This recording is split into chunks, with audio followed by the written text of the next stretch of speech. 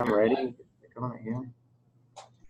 All right, good morning, everyone. We're going to pick up where we left off on Monday, looking at managing soil, and we were just talking about plastic culture here, where basically we have kind of an inverted plow to where they're ridging the soil higher to form a raised bed, and in some cases also laying the plastic, laying irrigation, planting, fertilizing. The more you can do in one pass, the better. So this is actually how most of our row crop production is taking place these days. And you'll note that in the image here, there are different colors of plastic. And there's been some research at Penn State University in particular. They're looking at how these different colors of plastic might affect different crops. They found that red works well with tomatoes. White works really well with strawberries. So note that. Usually we're using black plastic. That's partially to keep the weeds down, but also to warm up the soil. With the raised bed itself, where it's raised by the listers, you actually get a little bit better drainage, and because of that, more optimal crop production.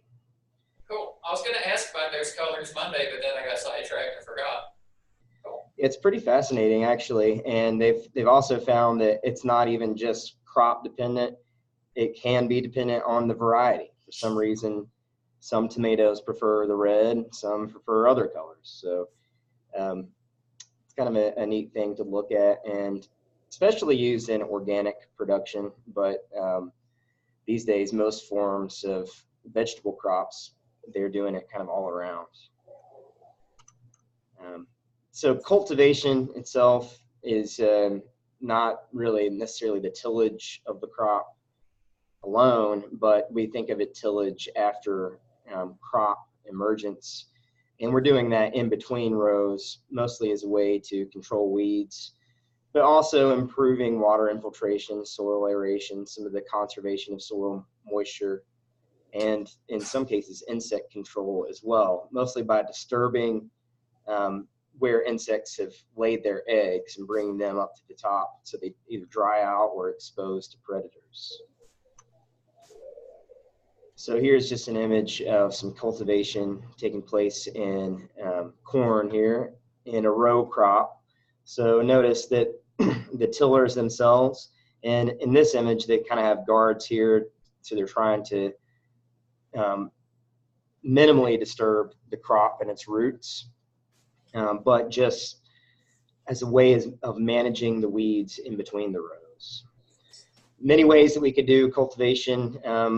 Some people like to use hand tillers.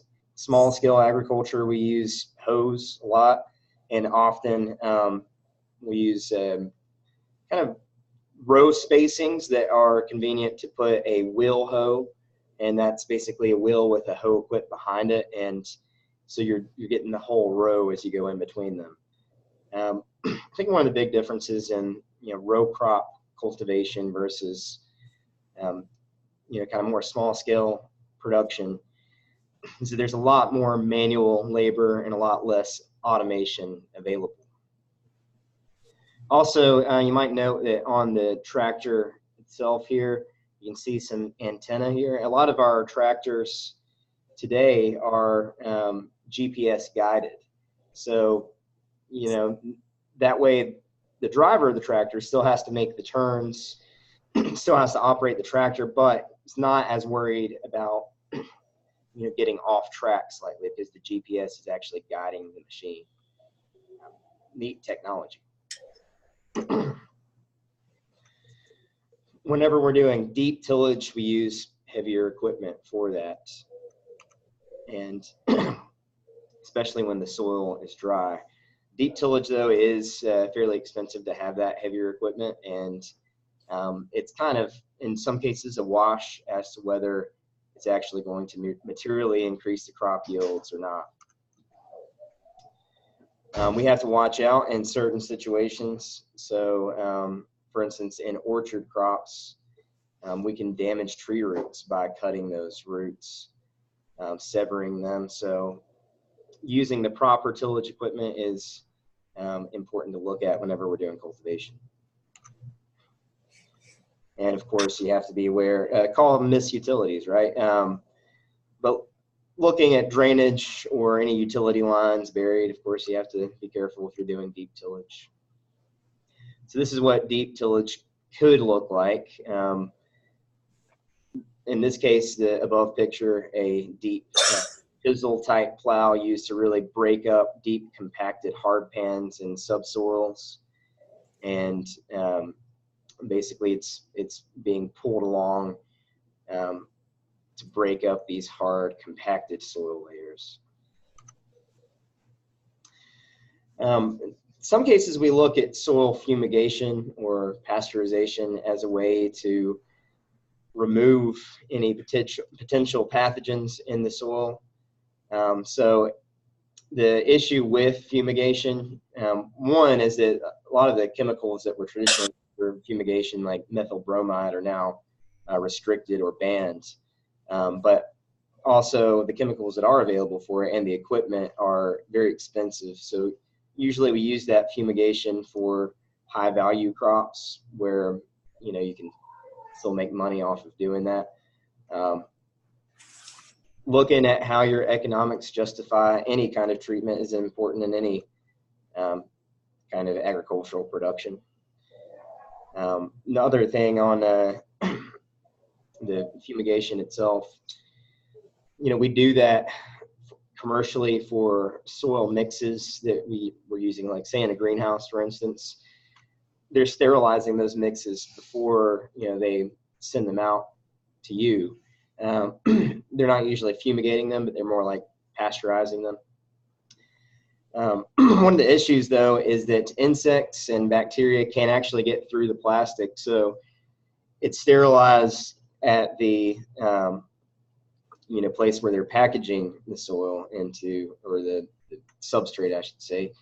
But if it's sitting out, you know, where you purchase it, then often you need to do something to sterilize it again. So methyl bromide was widely used, and it is now highly restricted. In some places it's completely banned. And it was mixed with actual tear gas to indicate the presence of more toxic gases whenever you're doing fumigating. We can also actually do some sterilization through just ultraviolet radiation. And we can look at that in terms of just solarization by laying down like clear plastic layers on top of soil that has already been worked. And that can work, but you have to have a lot of clear sunny days for it to actually work. Also, steam can work as well. So that's something you could use at the greenhouse or nursery scale to sterilize your soil once it gets to you, or if you're making your own mix. There are limitations to that, of course. So soil degradation, you know, basically there's lots of different ways that we can degrade the soil. And the more we degrade it, of course, the less productive those soils are. So we look at that partially as just soil management, what we've done in the past. So looking at how we irrigate it and how we fertilize it, for instance, can be contributors to soil degradation, especially on the irrigation and fertility front for that salinization that we were talking about with water quality. You know, a lot of the fertilizers are bonded to salts, and if we're highly irrigating, we're also adding, from a municipal source anyway, chlorine and fluoride. Those also act as salts in the soil. So that's one way that we degrade soil. Of course, we can also do it through accelerating erosion, often by over-tilling or over-cultivating soil, overworking the soil, working it at the wrong time. Generally, we're going to lose organic matter on a seasonal basis. because the plants are actually using that organic matter. Some of that's going to be bonded to the soil, but a lot of that will be lost by just uptake of that carbon, hydrogen, oxygen into the plant itself. Whenever we're using equipment, we're also often compacting the soil. We can compact the soil even just through walking through fields. I mean, human footprints can compact the soil as well. So we try to mitigate that by looking at row spacings and trying to always, use the same approach. So you're not compacting soils where it's actually, needed. It's especially able to be degraded whenever the soil is too wet or too dry. So working that soil when it's just right. So one way that we can kind of aid soil degradation is through drainage to remove excess water. That could be through drain tiles in the soil to increase air and oxygen concentration. Also, just the addition of organic matter will help to do that as well, because it helps to drain soil. And it's kind of an interesting thing, because we think of organic matter as holding moisture, but it's also slightly coarser. You have some coarse and fine particles in organic matter, so we're also increasing drainage. Whenever we're tilling, we are temporarily increasing the pore space, but if we're not doing that at the right time, then we can decrease pore space as well. So again, doing it right when we just have just the right amount of soil moisture. And a way to actually look at that in your own field, if you pick up a clod of soil, squeeze it, it should be able to form into a shape, but not hold that shape. So it'll break apart, but it's not dry enough to where it won't form into a shape in the first place. So part of what we're doing with tillage, we're increasing the air in the soil by mixing it and increasing contact of the soil particles to the atmosphere, incorporating some of that oxygen in there. Whenever we do that, we're increasing the microorganisms in the soil, those that require oxygen. So whenever they're more active, they can help to increase nutrients in the soil, but they're also doing that by removing organic matter, turning it into from immobilized to mobilized soil nutrients. That resulting loss of organic matter will eventually lead to deterioration of both the soil structure, loss of water holding capacity, and worldwide we kind of switched to adding nutrients mostly through the form of synthetic fertilizers. In doing so, we're not adding as much organic matter. So organic matter additions to the soil are always a good thing, and it's something that we really want to try to look at on a seasonal basis. Generally, before we work the soil, trying to add organic matter through the forms of, say, manure or sometimes mulches that break down, incorporating crop residues back into the soil, cover crops. All of this can add organic matter. Compost, that's the good stuff. So soil compaction is a serious problem, and that's directly related to, it's kind of ironic because we're trying to improve the soil through preparing the land, through tilling, but often we're actually compacting the soil at the same time anytime we bring in equipment in there. So again, trying to do it when the soil moisture is right is one way to look at it. Also, looking at particular ways of kind of managing your harvesting operations. And if we're talking about livestock, whether you're rotating livestock in or out, just properly managing your livestock and your herds. So here we have an image of, basically a truck harvesting, putting it on there. That truck is going to be adding to that soil compaction. We can mitigate that, again, by trying to keep areas where trucks are just driving, where we're not producing the crops themselves. This is kind of what it looks like over years of compaction. we get a compacted layer, and generally that can be in the topsoil or in subsoil layers. Often the subsoils are more prone to compaction, but the compacted layer is going to have less pore space. It's going to hold less oxygen. It often can cause waterlogging of the soils as well, and can eventually form hard pans. That compaction, that reduction of that pore space is going to impede your roots penetration and limit the ability for the plants, your crops, to actually extract both nutrients and water. When soil becomes more compacted, there's an increase in bulk density, which is basically just a result of the loss of pore space. So we see non-compacted soil here. It has more of that granular structure. And then on the right, it's kind of getting more of that, solid kind of platey-like structure when it's becoming compacted. And it's important to sample your soils as a way of looking at compaction.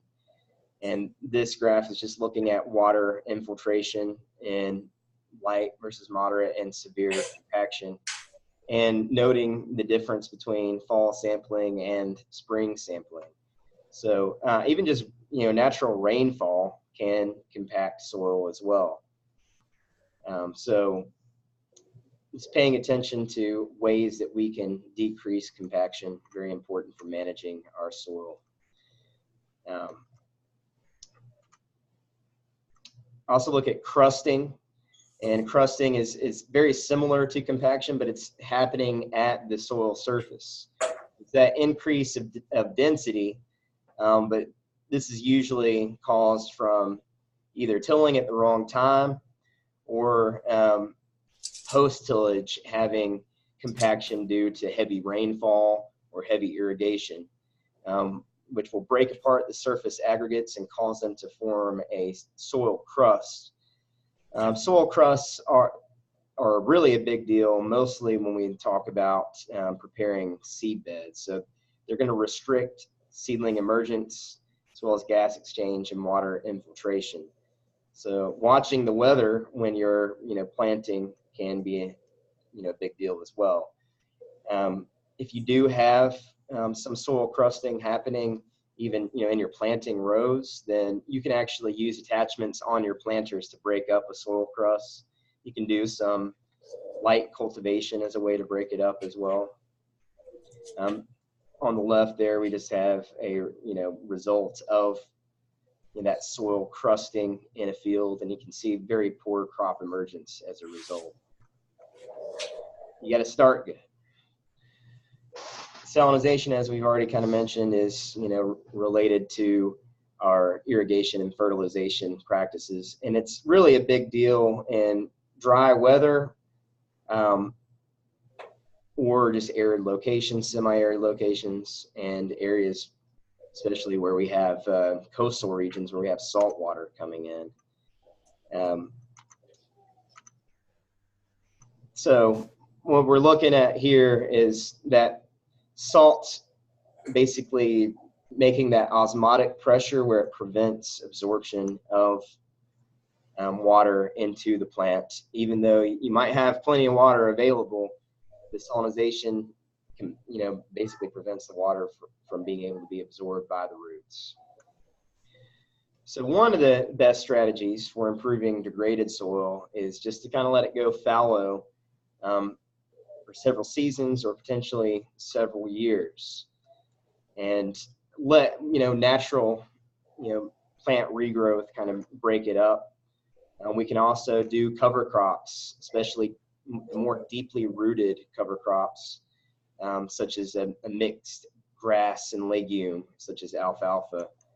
And in doing so, we'll provide fresh organic material, an environment for the soil organisms to reestablish. They'll also rebuild the soil structure while continuing to protect it from erosion. I would also say that using some specific crops can increase airspace. So we use things like tillage radishes, root crops that have, a large, space when they're growing. They're actually aerating the soil, but then when that crop is terminated, they leave that space open. So that's a good way to rebuild soil structure. Also, repeated additions of organic matter to provide food for the soil organisms, but also to increase that humic principle of the soil structure.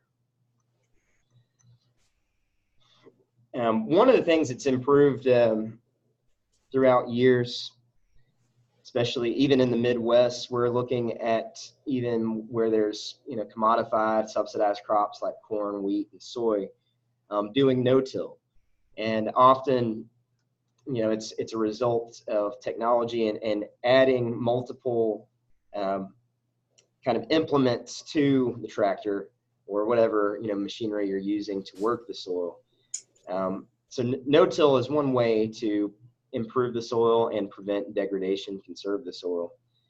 The crop residues are going to protect it from the soil erosion, continually adding organic matter, and that lack of tillage will allow the soil organisms to flourish and not wax and wane so much. Whenever we're incorporating organic matter, it's important to also look at the carbon to nitrogen ratio. We generally think of that as being the carbon being brown materials and the nitrogen being green materials. So dried substances, leaves or straw mulches, generally higher in carbon, manures, stuff like that. Fresh material that we're adding is higher in nitrogen. And we want really high carbon to nitrogen ratio to get good soil microorganism activity. But we also want to have enough nitrogen because it can, if you have too much carbon, not enough nitrogen, it can bind up the nitrogen in the soil. So in some cases, we actually have to add nitrogen fertilizer to prevent deficiency related to the incorporation of organic matter. This is just a look at adding straw residue, very high carbon. We're talking about 50 to 1 here, to result in a change in the soil's carbon to nitrogen ratio. And basically what's going to happen here is that we're going to have a temporary decrease in the available nitrogen in the soil as the activity of the organisms increase. So those microorganisms are basically temporarily making that nitrogen immobile, which is a good thing actually. So it might not be great for the crop temporarily, but in the long term, it's better. And as those organisms start to die, they begin to re-release that nitrogen and allow it to be mobile again. We're mostly looking at fungi and bacteria as these soil microorganisms that are responsible for this. They multiply due to the addition of a carbon foodstuff, temporarily tying up that soil nitrogen, but then later on allowing it to be available to your crops. Better for long-term nitrogen, but bad for short-term. We also, one way of removing excess salts, we look at desalinization, and generally what we're doing there is installing some drainage, whether that's through the additions of organic matter, other soil amendments, or even drain tiles, and then actually flushing them with lots and lots of fresh water. That will generally take those salts out of the soil. It can take a while, though, to do that. We can also incorporate things such as gypsum into the soil before it is flushed as a way to remove sodium from the cation exchange sites before restoring the structure. We can also use reverse osmosis, which basically creates a brine byproduct. And then they're actually taking that salt out. In some cases, they're using that salt for snow removal on highways and agricultural areas, especially in arid areas where this happens. Reverse osmosis, though, is very expensive to do. Erosion, just the loss of soil, soil particles, is critical concern pretty much anywhere agriculture is practiced. It's especially severe whenever we have, torrential downpours of rain. So how can we prevent soil erosion? The best thing is just to keep the soil covered. So having the soil covered with plants, whether that is your crop itself or whether it is, cover crop, is very important for erosion control.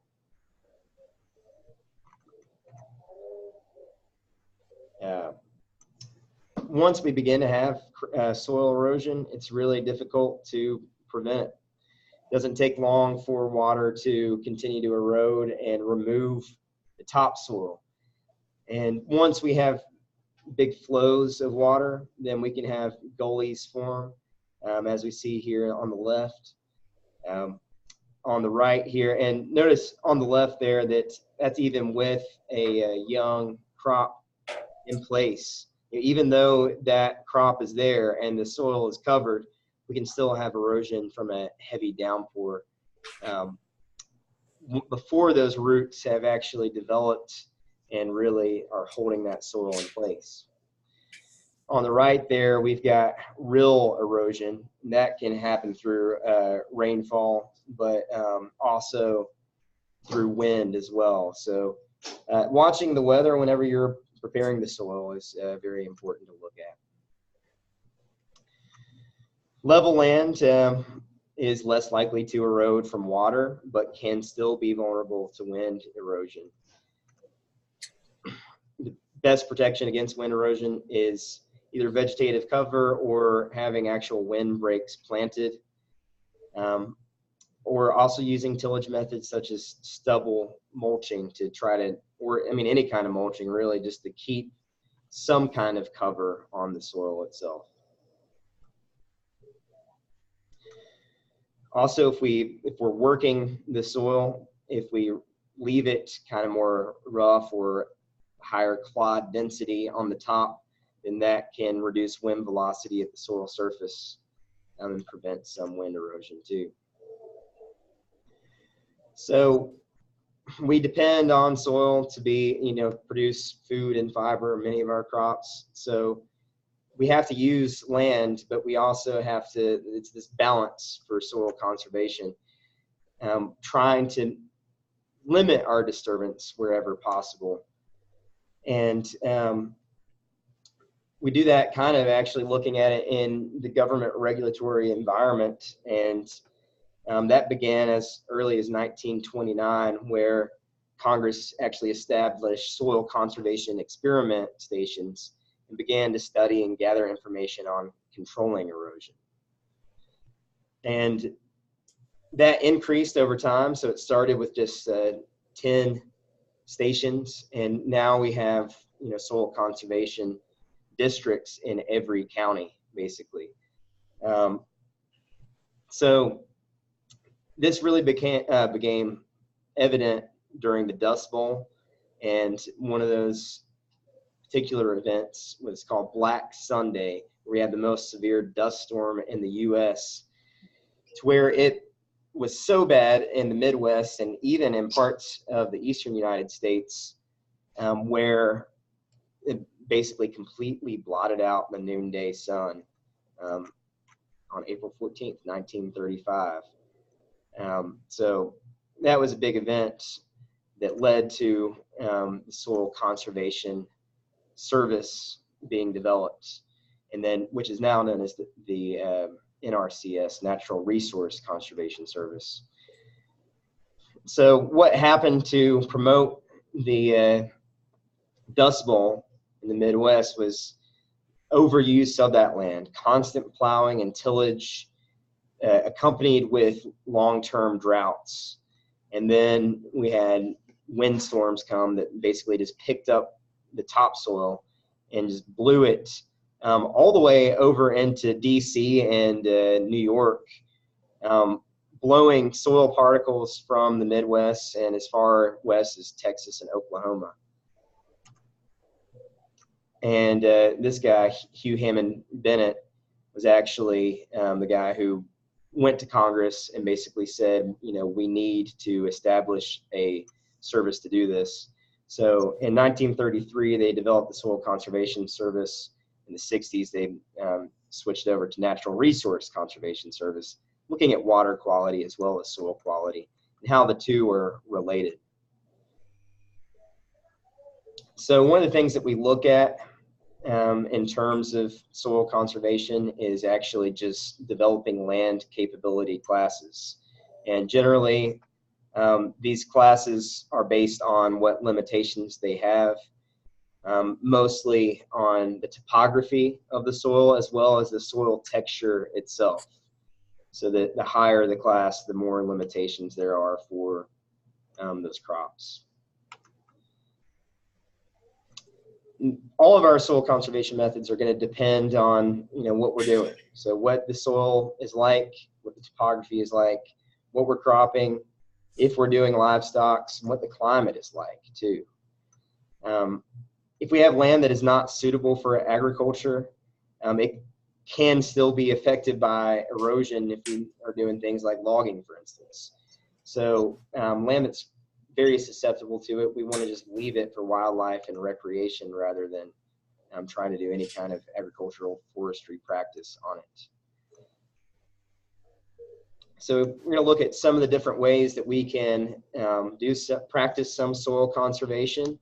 And one of these is through using land strips that are seeded to grasses. So these are grass waterways. So at the low points of fields where we're going to have, you know, water draining, where it's really subject to, you know, water erosion, we're going to cover that with a permanent grass crop. We can use that on a contour or in a terrace to drain them as well. Here is a contour tillage, which is fairly easy to do, especially with the aid of GPS guided, you know, implements. Basically, we're looking at the contour, the area where, you know, it switches over from, you know, one elevation to the next, whether that's several feet or even just a few inches. Planting on that contour, one way to conserve water and prevent erosion. So basically, as that, you know, water flowing hits that next level of crops, it's going to spread it through that entire contour. It almost gives it the perception that water is traveling uphill. We're also can mound the soil in some ways to catch the water and allow it to percolate into the soil too. Also do contour strip cropping, where in this case we're looking at areas where we're planting grain and then having hay alternating with the row crops so that we have something solid to cover the soil, especially in areas on contour here in between where we're going to have water drainage taking place. Terraces, we look at low or high mounds that follow the contour and retain that water that would otherwise run down the slope. So this is a way of slowing the flow of water down and spreading it out. Generally, we construct these on a slight grade so that excess water can flow slowly to an outlet. And you can see in this image, they're doing that onto grass waterways where that water is going to drain. We can also do low and no-till farming, where instead of plowing and disking, we're basically leaving those crop residues to act as a mulch to improve organic matter. In some cases, we'll also use herbicides there to kill the vegetation that is left in place. So a big thing in the Midwest, they're using no-till accompanying with Roundup ready crops like soy, corn, and sugar beets. We actually will use a special implement to plant through that residue as well. That could be in the form of a chisel plow or a seed drill. You can also look at amending soil, using artificial amendments, artificial media, soilless mixes as a way to promote rapid emergence and root development, as well as preventing huge water runoff as well. In some cases, mostly really high dollar areas such as golf courses and athletic fields, we're actually using artificial soils, the ideal soil mix for whatever crop we're growing. In that case, we're looking at turf grasses, but on that whole area. The factors that we look at as influencing soilless mixes are the same as those that influence native soils, and we will often add certain amendments to promote more drainage depending on what we actually have in the native soil. So here's just some examples of media that we might add or blend together for growing crops, whether that's in a container or in a field. So on the left here, we've got perlite. In the center, we've got calcined clay. And on the right here, we've got peat moss, all things that we can use to, actually that's reversed. C is the calcined clay, B is the peat moss. You want to pay attention to how these different media components affect the soil. Peat moss, for instance, is going to lower the pH. Perlite is going to improve drainage, but it doesn't have any nutrient value. Clay is going to decrease drainage. So we look at artificial soils having a mix of something that is providing large pore spaces and good drainage, such as sand or perlite. We can use vermiculite, depending on the grade, to hold water and nutrients, or to, in some cases, provide more drainage. Use peat moss for nutrient holding capacity and water holding. It will also, as I mentioned, lower the pH, make it more acidic. So we actually will add peat moss for crops like blueberries, for instance, that prefer a lower pH. We also will add a small amount of complete fertilizer at planting too, to make sure that we have all the nutrients we need. Let's talk about irrigation just a little bit here, and we've already kind of mentioned how we have a long history of irrigation, recorded over 4,000 years, and all kinds of different ways that we do irrigation, and technology has just been improving it over the years, where we're actually doing very precise irrigation. I will say though, in irrigation, as we talked about with the salinization, the water quality is just as important as the quantity of water that we're adding to the irrigation systems. So being careful of testing the water for, trying to avoid salts or chemicals present. Looking at the pH of the water itself. As you add water, that's going to alter the pH depending on what pH of the water is. Naturally, rainwater is slightly acidic. Most of our municipal water is around neutral. So how much water we use and what type of irrigation is going to be based first on the climate, the type of crop, the actual soil type itself, its physical properties, the topography of the soil, the cost of water, as well as the quality, availability, and the drainage class of the soil itself.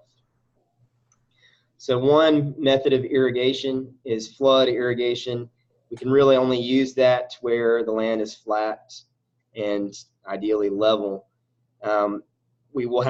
We'll grade it with a slight downslip so the water does drain off if there's excess water. So that's used in areas, and I mean, you can see here, this is an arid climate. This is probably in Central California. They're using that as a series of canals, and they'll have ditches or furrows in between the crops where they're adding that water from the canals. Here's furrow irrigation. This is used for row crops. You can see lettuce here being grown on a raised bed, so using a lister to mound that soil up so it's not just sitting in the water, but then using the furrows in between the rows to add that water so it's getting to the plants and the roots. and basically confining that to the furrow. Used more efficiently in furrows than in flooding because the entire surface is not wetted, so we're reducing the evaporative losses there. We can look at flood irrigation used in greenhouses. So two different ways of doing it here in a greenhouse. We got an ebb and flow bench here on the left, and then on the right using a concrete floor with some barriers here to have your crops irrigated on the floor itself. So often we only need to wet the bottom like inch or two of the crop, and it controls how much water it's taking up. We also look at overhead irrigation when flood and furrow irrigation is not practical. So we use sprinklers often for overhead irrigation. There's all kinds of different nozzles, flow rates, spray patterns that can be adaptable to different soil types. The thing that we have to look at with overhead irrigation is the uniform wetting of the surface area. We're going to use less total water in overhead irrigation, and we can also use that as a way to get some desalinization as well. We also use sprinklers in some cases for frost control, to put water on the plant to prevent that frost from settling and turning it into ice rather than into frost that's killing the plants. So all kinds of overhead irrigation are going to depend on some sort of source of water. So you have to have some permanent piping as well as, in some cases, temporary piping to move that water around. So in general, equipment and energy costs are higher for sprinkler irrigation than they are for flood and furrow. We put our nozzles on top of short lengths of pipes that we call risers, and we space those to where we're going to get ideally uniform wetting across a front there. In this case, we're looking at sprinklers mounted on a wheel line system, just as a way to basically decrease labor to move it. Often these have an engine, on them so that they're actually, you fire it up, move it. We see this a lot in the western states. We also have a variation of that with an overhead track in greenhouse production or a boom. This is just looking at some different nozzle types. One could be used for misting, one for just irrigating, one for applying pesticides or fertilizers through the term fertigation. Another form of sprinkler irrigation is the center pivot system. So you see the line in the center where the sprinkler is moving, and it's irrigating on a circular path around that fixed central point. So if you've flown over the Midwest, you've probably seen this. The disadvantage of it is that we're going to leave some of the square corners of rectangular fields unirrigated, so we can lose a little bit of land efficiency there. One downside of overhead irrigation is that we're prone to loss of water due to evaporation. So the newer systems are emitting water closer to the plant or the ground as possible. So just improving technology to improve irrigation. Drip irrigation is used in all kinds of different applications. In this case, we're looking at it in grape production in a vineyard. And we're applying water more precisely, and the systems are going to wet the soil without having runoff and also reducing evaporative losses. So drip irrigation is by far the most efficient in terms of water use. It doesn't have to be moved necessarily, although you do have to, constantly monitor your emitters. It's going to interfere less with other agricultural operations because you're not necessarily, you're only irrigating where the crop is and not the rest of the soil. We're going to have less fluctuation of that soil moisture. It's going to be more constant to the slow drip application, and less water is used. The downsides are it can be expensive for the infrastructure for it. We also have to have some filtration equipment to, avoid clogging the emitters and constantly monitor those emitters as well. Water distribution can be uneven in certain topography with drip irrigation. We can also concentrate the salts right at the plant. We don't get as much leaching with drip irrigation. Also, your roots are not going to be as extensive because they're getting the water right there where they need it. So smaller root systems mean that can be more difficult for the plant to uptake the nutrients that they need. So we look at ways of controlling irrigation, and that's getting more and more precise. So we have electronic controllers such as timers used to open and close the valves, and we can actually hook these to water monitors. So in this case, we're looking at a tensiometer to measure the soil moisture and use that to schedule irrigation. In a greenhouse, we often use that through some sort of controlling station here, where it's monitored in a waterproof box and controlled by a computer.